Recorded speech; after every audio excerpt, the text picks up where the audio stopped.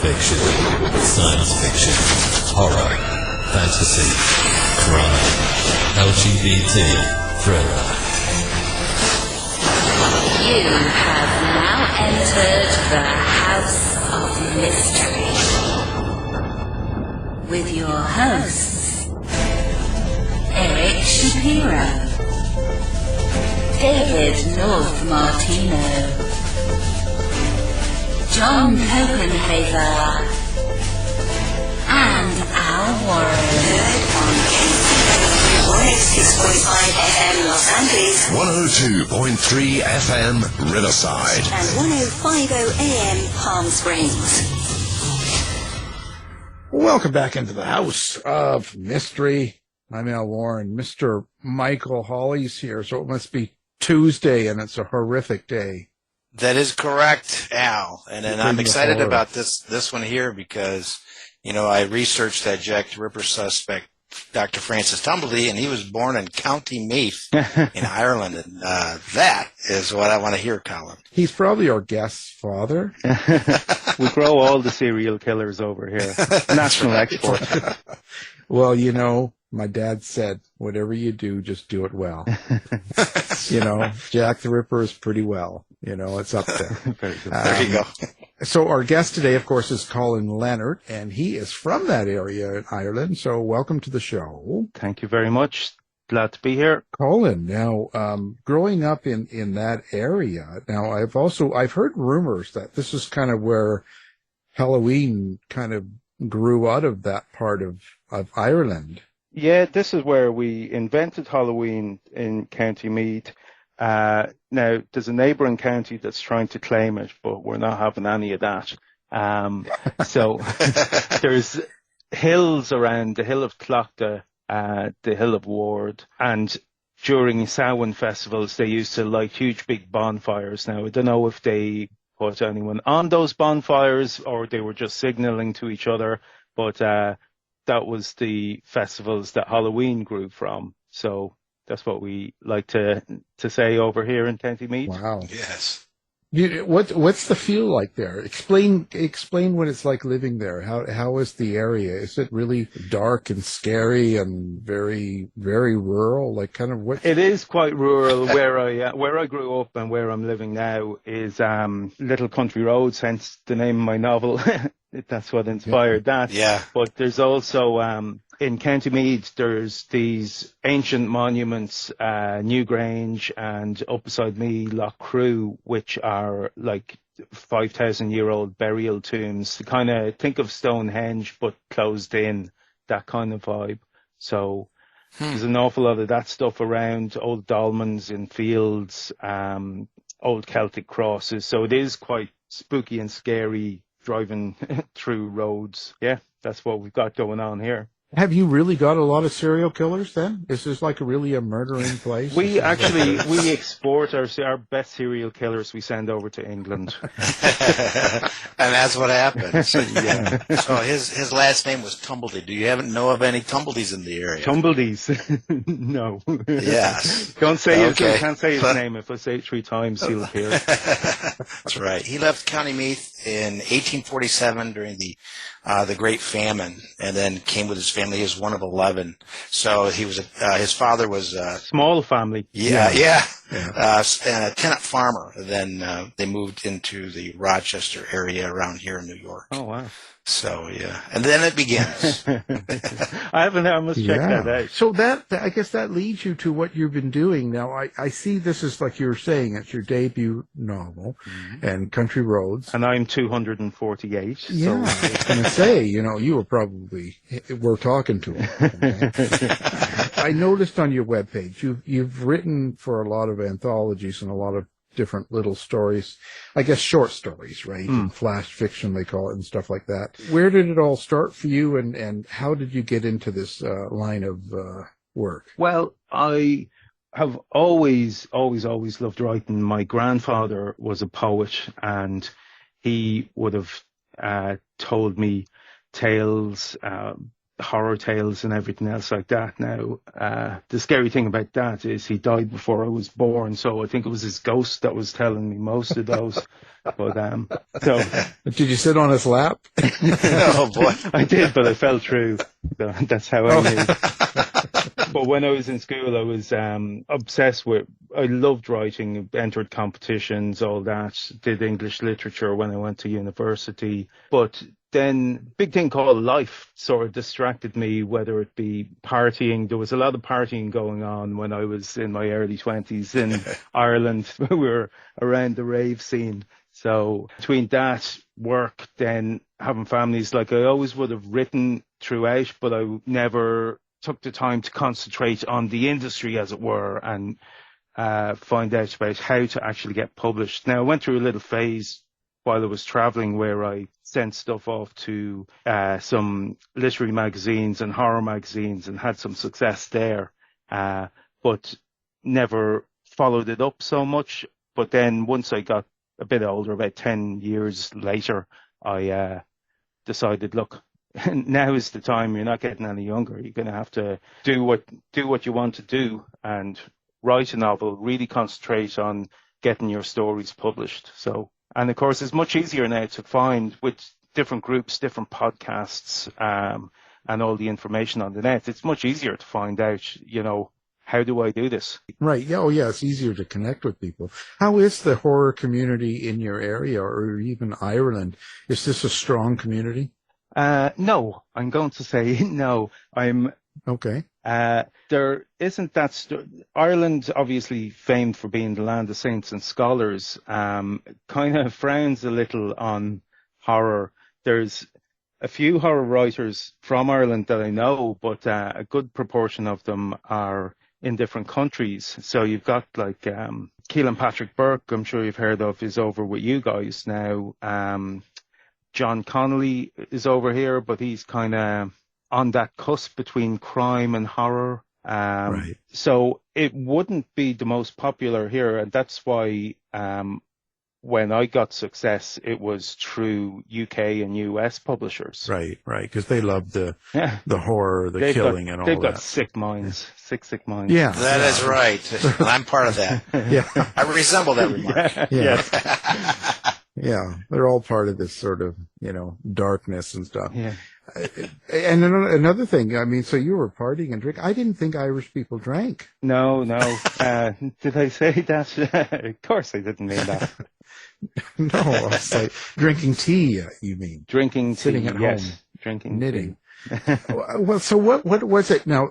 Because this is interesting, because I started having books published later in my life as well. And so for me, I know there was a particular reason and a particular thing that happened. So I always ask this, what was it that actually made you decide to go ahead and try to get published and get out in the public and have everyone see what your work was about, especially so late in life? Was there a particular event or something or someone that drove you there? I guess it was just I went when I was 30 years old. I started doing a lot of traveling, and I was writing a lot then and aiming towards getting published. But as I say, there were too many distractions as well. And when I came back, I ended up starting a family.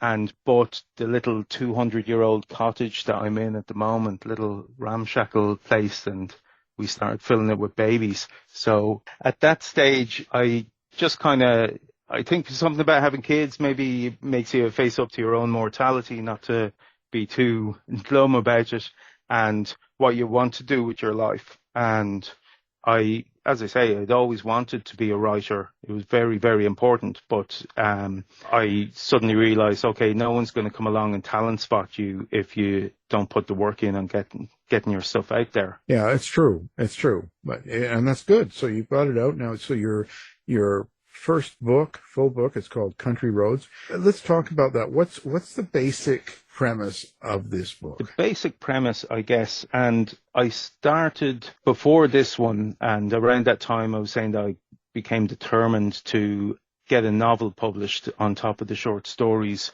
I imagined all the nasty legendary creatures of Ireland coming into our dimension, into our world. And I loved writing about contemporary Irish society, but I wanted to throw evil creatures in there as well and see how society reacts to that. As I say, I was starting that novel, got halfway through, which I hope to come back to it someday, which had all the nasty creatures of Irish legend in it. And then when that got a little too on top of me, I decided I said, okay, I'll take it back. I'll do more single story stuff. And Country Roads started as a novella. I was writing it for Kindle singles. If you remember that, they were looking for 30,000 word stuff. But as it went on, it developed and developed and developed until it became a novel. And around the same, after that, I started to learn about pitching to agents, pitching to small presses, and getting involved in the horror industry. So eventually it got picked up by Bridget's Gate Press. But the inspiration originally was where I live, which are nasty, horrible little country roads, the likes of which you find in the book, with things like the rag tree, the twisted tree. There's a bunch of those around where I live. And I would be on my commute, driving through those, imagining coming across the remnants of nasty, evil creatures' work at night. Do they live in the Dolmens? In the Dolmens. They live anywhere they can find a rest and where they think you're not going to find them. So what comes first for you? Do you come up with kind of the story and kind of what you want to happen to your characters and then the characters? Or do you have characters that come to you at first and you kind of create them and somewhat develop them and then put them into a situation?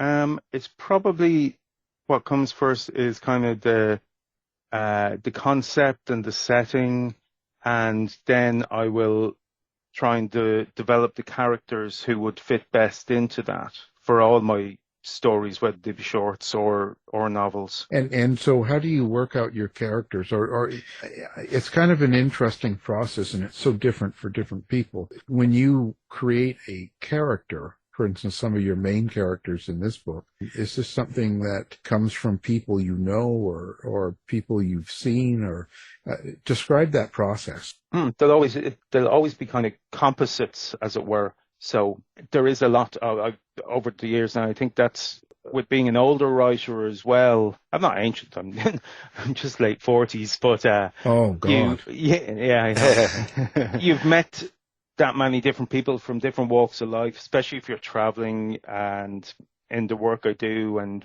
various friends over the years, you try and you take elements of them all or elements of yourself and put that into the characters. How they react and how you imagine they react is what builds the character they become as well, and their dialogue. Do you have kind of a subtext or a meaning then? Is there something you want people to get out of the book? So when they take it home and read Country Roads, at the end of it, besides the fear and scary parts and the storyline itself, is there something you hope they take away? There are certain subtexts, and some of which may not be purposely put in there, but they kind of develop in the way my interests would develop in the book, or with the characters or the situations that they get in. Like this book is set in kind of 2007, and it was funny when I was writing it, I was thinking of the broader, when is this set? My editor was asking.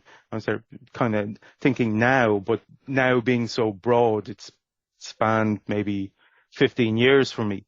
But around that time is when this kind of fit for me, because of Ireland at that time as well. We were just on the cusp of a recession. We were just on the cusp of a lot of things, and there was that kind of feeling about the place.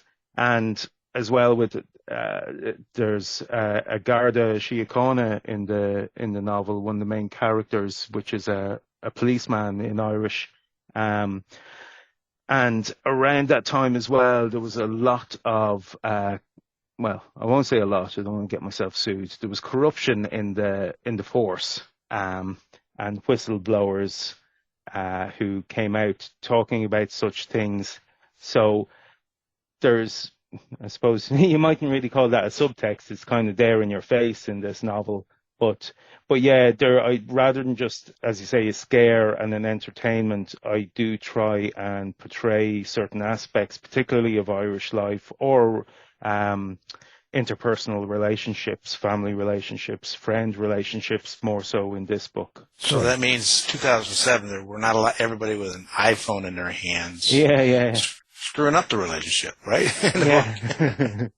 But that's it. And there was little things, because as I say, I had that general sense of when it was set, but when you actually have to go through it then and go, okay, was that song out in 2007 or, or was that piece of equipment out then? So, well, it's important. Oh, yeah. Because it'll throw a reader, because 2007 is not a specialty. It seems like only a short time ago, but quite a bit's happened since then. So you have to be accurate, because if you're, for me, like I'm writing something right now from the 60s. And so right now I watch all these 1960s shows and I'm reading the newspapers and I put myself right into it, because the last thing I want to do is start having my characters talk like it's 2020, Yeah, exactly. Or like there's so much now that we take for granted, or like it seems like we've been doing Zoom meetings forever now, and which is obviously a new thing. Yeah, it's crazy. Yeah.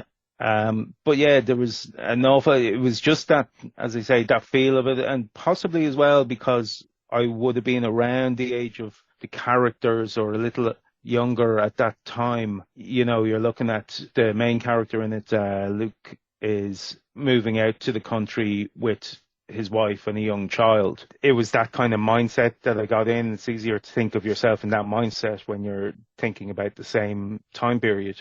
It's interesting because you talk about the trees in the area and where you live and stuff and that. Do you actually write the setting almost like a character? Yes, to a point. A lot of it less like a character, but more like a pure backdrop. And I wanted, particularly in this one, actually, and in a lot of my shorts as well, I want the setting to hover and loom over everything. And I'll go through the book in edit and add more and more of that setting, just to give it that feel, that overall kind of feel of creepiness. Colin, and I know it's County Roscommon that has the Cave of the Cats, that has the Gates of Hell kind of thing. Do you have anything in County Meath like that? As I say, up in Lough Crew, there's legends of tunnels underneath those graves where there's huge rats and all that sort of stuff going on in there. Roscommon are the ones who think they invented Halloween, but it wasn't them. That's what I figured. Inter-county rivalry. Yeah, that's all right. Vinny's the mom. I'm rooting for County Meath. I'm a County Meath person. Yeah. Well, there you go. You got a person. Good for you. Person behind you. That's right. Although I do like the Cave of the Cats.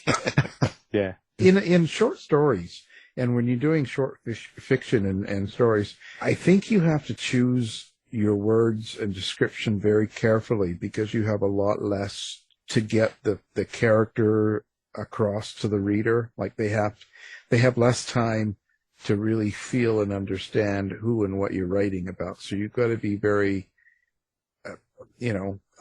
particular. Succinct. Yeah, it's got to be done just right. Otherwise it doesn't work. So when you do that, and now you come to a full book, which do you like better? Like, is there sort of, did you have an issue kind of going with more book? It's funny.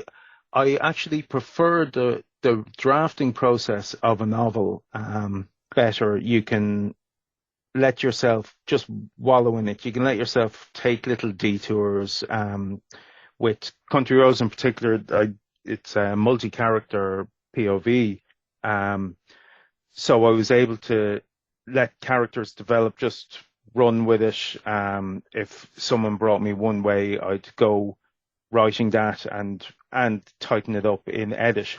But in a short story, they kind of would come to me fully formed. So you're a little more, as you say, you're a little more precise and particular. You can't just drift off to explore and see where a particular strand is going to bring you. But having said that, I much prefer the editing process in a short story.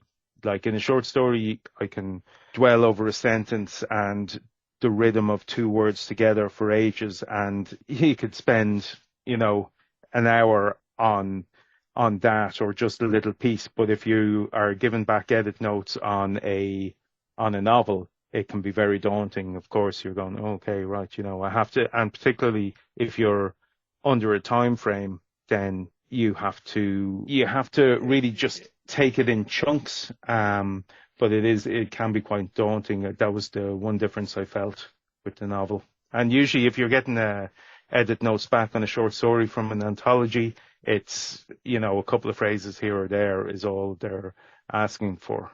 So, Colin, one of my fiction novel, Jack's Lanterns, is based in that area. But my editor yelled at me. I was trying to do a multi-character point of view as well. But she called it, I was head hopping so much that he says, you get the reader all exhausted by just one page. So did you experience that at all with the editing? No, when I say it was multi-character POV, each POV had its own chapter. So, oh, that's better. Yeah. I had each had his own sentence. Finishing each other's sentences. That's right. Oh, Michael can be exhausting. Yeah.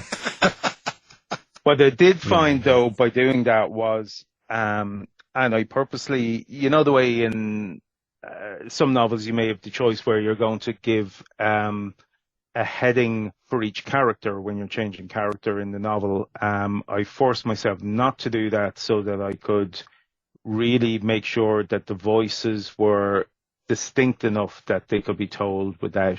Are you comfortable, or do you like writing your evil people, your evil characters?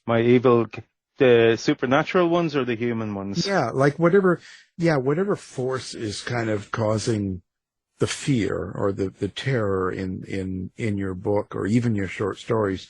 Do you have no problem coming up with an evil sort of character or force and writing it? Oh yeah, I loved horror since I was a kid, and in that kind of giddy excitement sort of way. So if I peeking behind the door at the Twilight Zone when you're a kid, that sort of, and trying to frighten yourself so much that you have nightmares. Halloween games like biting into an apple at midnight to see the devil. So if I grew up doing that kind of stuff, yeah, the biggest thrill of it is two things, like if I can nail a phrase just right, or if I can put something that'll freak me out a bit in it. So what's your relationship with your characters? With my characters, I have been told in some of my reviews, not in a bad way necessarily, but that none of them are likable characters, and which I agree with as I was writing them, but I think that gives more depth to them. If you like your characters too much, you're not going to portray them as rounded as they should be, and particularly if you want to make them more than ciphers or more than good guy, bad guy, hero, that kind of thing, then so even the characters that I have a soft spot for, I can see that I've written a ton of faults into them. Do you have a favorite character that you've written throughout your time? I don't think I have a favorite character at all. I did kind of, in one of the anthologies that's out now, of a story called Clay, and the Mountain is a character, quite an evil character, but also complex. So I did like the fact to make an inanimate object a character, which might go back to what you were saying about making setting a character. Well, and then like people like Michael who dress up like his characters and act out the scenes. Do you like get involved like that? Yeah, right. I would love to. Do you know, have you ever seen the movie Withnail and I, or heard of it? No, I don't think I have. There's that and How to Get Ahead in Advertising were written by Bruce Dickinson, seem to remember his name is, but I watched a documentary about him, and he was in his writing den with his long hair flowing, pouring himself bottles of wine while quoting lines from his movie to himself and then hammering them away on the typewriter. And that's, I watched that when I was a young buck and thought that's exactly the kind of writer I want to be. But after a while, I discovered that's exactly the kind of writer I can't be. So I don't go around yelling dialogue at myself. I need a quiet, solitary place. Now, I can make my own quiet, solitary place, and I would do it in car parks or sometimes in a crowded room. But another reason not to go yelling dialogue at oneself, particularly if you're writing horror novels. Is it difficult with kids to do that too? To find a quiet place? No, just lock them up for a while. Yeah. Yeah. Oh yes, your horror. That's good. Yeah. Lock them up for an experience. Yeah. Let's see what happens. And you can write Do about that scream again for me? Yes. Yeah, that's better. That's a good scream. Wow. Well, it's never stopped Michael. He walks down the road screaming and yelling and. Look at me weird. I don't know why. Yeah. Well, then you could get put into a very quiet place then, and that's problem solved. That is true. That's true. Keep it up and you'll be there. He'd enjoy that. Wow. So where do you see yourself going with this? Like, what do you hope to accomplish now that you've broken the ice, so to speak, and this is your first book and you've made progress with a publisher or a small publisher. So where do you see yourself going? I had started I had started a sequel to this prequel beforehand, which I do want to finish. I'm still in the weeds of writing short stories, and during the publishing process, while I was editing and pitching Country Roads, I did the thing that everyone advises you to do and write the next one. So I wrote the next one. So I'm in the editing process of that the self-editing of that before I start pitching it. That's a possession story. It's quite different and set in a city. So I'm hoping to do that. My ambition was always, I didn't really mind whether I became a bestseller, a cult classic, or a total failure. But my number one thing was to have a novel published. But as I say, it seems to be doing quite well. It's only just released, but it's getting good feedback, and I'm trying to put a little Irish flag in the horror scene over in the States through anthologies and shorts as well. But I would hope to improve this next novel, get it out there, and then work on the third and just keep going. Even if they get nowhere, I'm going to keep writing them. Yeah. My advice would just say, always just stick to what you want to do and try to avoid the noise that comes with writing as much as possible, because it'll take your head out of what you're doing. Believe me, it's better to focus, just write, move ahead and get it out there, and what happens. Yeah, exactly. And there are stories that some of my favorite stories I've written haven't been published, but when I think back on them, I wouldn't have written them any other way, and it's hard to remember sometimes. The feeling of completion is still the same at the end of it. After that, it's just a bit of approval. Yeah. I mean, don't worry about that. Don't worry about that. I've got now 30 books published by 4 different publishers, and it's sort of just one at a time, and you keep focusing. And I've been called good, bad, horrific, everything under the sun. Not ugly, I hope. Oh, yeah, by the same people. But old. Yeah, but old, ancient. But the thing is, what I'm saying is, it's easy to get caught up in it and be upset about it or worried about it, and this didn't sell this much or that. So, because they're all different and different things happen, but if you kind of go down those roads, you get taken off what you want to accomplish with the book itself or with the story itself. Just do that and let it go where it goes. That's kind of, I've taken that kind of road, and it seems to be working better for me mentally, for sure. Let go of it. It's, And I find if you're writing the kind of stuff that I don't think I'd be able to write to Mark, or write something I didn't enjoy writing, or write in a genre I didn't enjoy writing. Do you know what I mean? Yeah. You've got to have a connection to what you're doing, and it gives you meaning, and it comes out that way, and then plus it's better.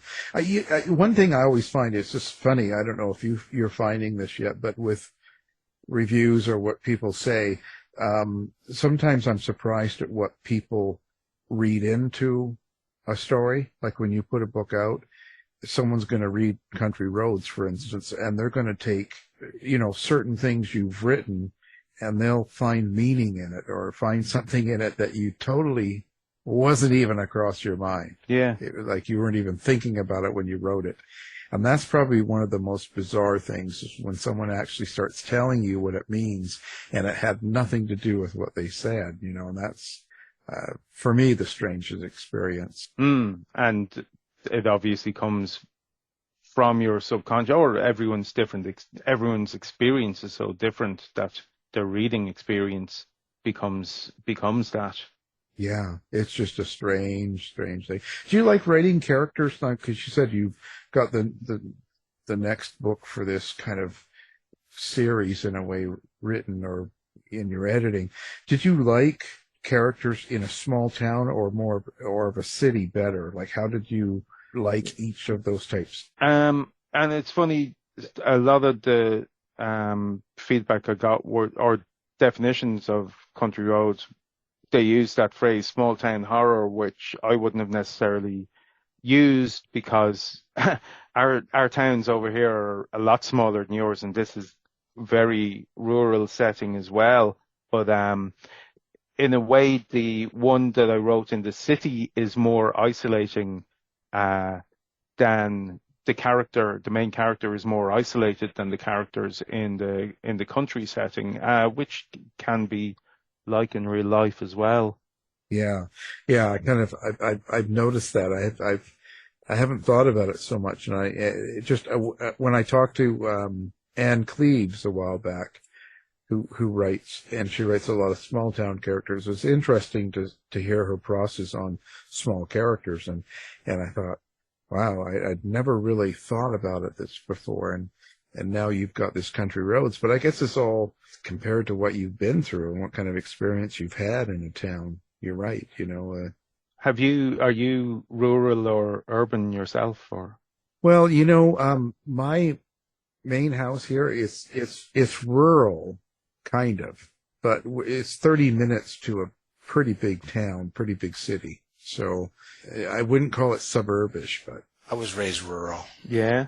And then I got to tell you, Colin, here's what's happening. You said your next book is on possession.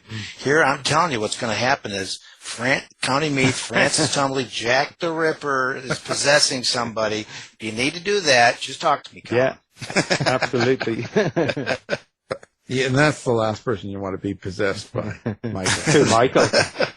Yeah. Me or Jack the Ripper? No, you. I'd rather have Jack the Ripper on a dark country road than Michael. I mean, well, there's a lot of voices that speak in my head, Al. So you're going to be a lot of company. If you're lonely, you're all set. Oh, it's really sad. Now, you must have been writing this too over the COVID and this whole sort of thing. How was that for you? Like, was it real effective where you lived, and did it really kind of get into your life and lifestyle, and were people really weird like they were everywhere else, or like how was it? And did it? Because I always ask this in the sense that all of that weirdness going on and the fighting and the tension, I just wonder if it makes your book darker when you write over that kind of a time period. It was actually during COVID, I had it pretty much written, and I was in the editing process, the self-editing process at that stage, and kind of We weren't fighting so much over here. We're very well behaved. If the government tell us that we can't go out, we're not going to go out. So the weird thing was I was still working for the lead into COVID. And I would have been going into Dublin city centre, and it was like zombie apocalypse. It was like 28 days later, walking through empty streets, like driving the length of the city, and I'm the only car or van that you see. So that was a weird and strange experience. But then I got an extended summer break when that work dried up. We were put on temporary layoff, but that was we had the most idyllic kind of time, and I know it was horrible for everyone. And I had friends who lived in cities who found it quite difficult not being able to go more than 5 miles or 2 miles whenever they changed it.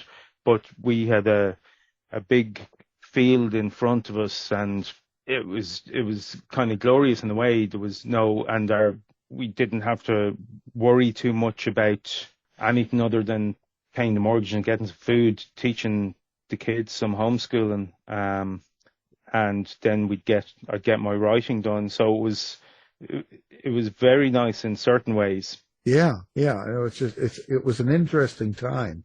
It's certainly, for me, I've learned a lot about how people act and react. It sort of surprised me on some of the things that were going down over that process. I was just kind of surprised by some people. I don't know why. I guess I shouldn't have been, but I was. I suppose as zombie apocalypses go, it was quite a tame one. So, but the way some people reacted, I wouldn't like to see if it had been worse. You know what I mean? Yeah. Yeah, that's kind of the strange thing, I just sort of think that, because we really had it made in a sense. Not like 100 years ago where we couldn't get food and we didn't have like Netflix at home or something, you know what I mean? Like we have it fairly comfortable compared to what people lived like 100 years ago to go through the same thing. Even 20, 30 years ago, it would have been a whole different ball game, The fact that we had, Zoom and that whole way of connecting people as well. Now, obviously, there's a lot of people who are in bad domestic situations that they couldn't escape from. And I think they'll end up probably over the next few years, a lot of stuff tangentially based around that coming out, particularly in the horror genre, that you can sort of read. It won't be directly COVID based, but stuff that you could read as inspired by that. Well, glad it's kind of past, I say, because there's still remnants of weirdness around. But okay, so let's talk about how people find Colin. Are you hiding under a tree in where you live, or like the twisted tree? Well, yeah, the twisted tree. So if you take a branch from the twisted tree and lay it down in front of you, strip naked and rub the ashes on your forehead and say my name backwards 3 times, then they'll take you away to that quiet place. But if you actually want to find out where I am, you can check out CollyLeonard.com.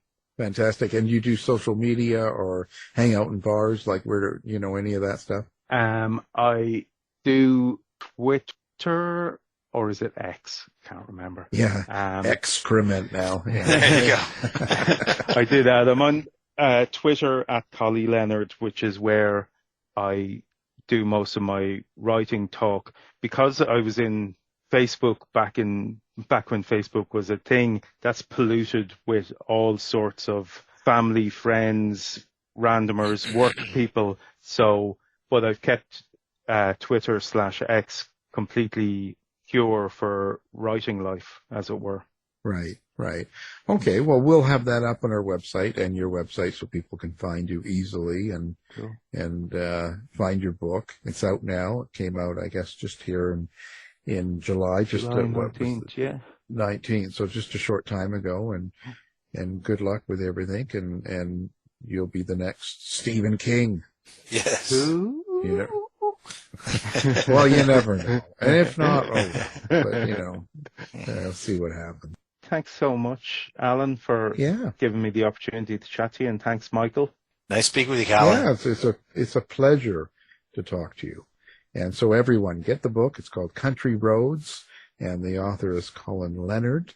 And don't miss this one. So thanks again for being on the show. Thanks a mil, guys. Cheers.